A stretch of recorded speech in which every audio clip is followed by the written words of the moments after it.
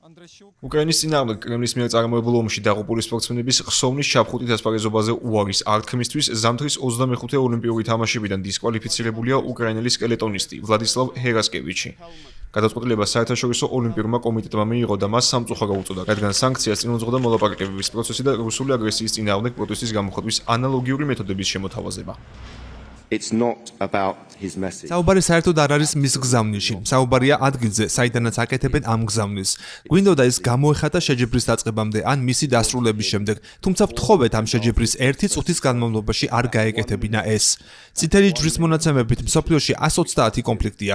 ვერ დავუშვებთ ადამიანებმა ამის შესახებ განცხადებები აკეთონ შეჯიბრისას. ეს შესაძლებელია მხოლოდ შეჯიბრებამდე, მის შემდეგ სოციალურ ქსელში ან ინტერნეტში, თუმცა არა ამ დროს.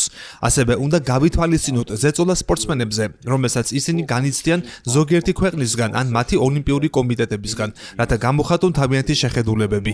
კიდევ ერთხელ, საქმე არ ეხება გზავნილს, არამედ სათამაშო მოედნის ხელშეუხებლობას. მილანსა და კორტინაში მიმდინარე თამაშებიდან გამოთიშულმა უკრაინელმა სპორტსმენმა პლატფორმა X-ზე დაწერა, რომ არსებობს მედლებზე მნიშვნელოვანი საკითხებიც. მოგვიანებით კი ვიდეო მიმართვაც ჩაწერა. ძვირფასო უკრაინელებო, მადლიერი ვართ მხარდაჭერისთვის. ერთად უფრო ძლიერები ვართ.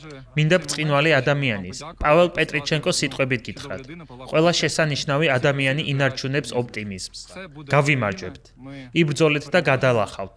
ღმერთი თქვენთან არის. საერთაშორისო ოლიმპიური კომიტეტის გადაწყვეტილებას არ ეთანხმება უკრაინის ბიატლონის ფედერაცია და აცხადებს, რომ დაღუპულთა ხსოვნისადმი პატივის მიგება არა პოლიტიკური პროპაგანდა ან დემონსტრაცია, არამედ მორალური ჟესტია.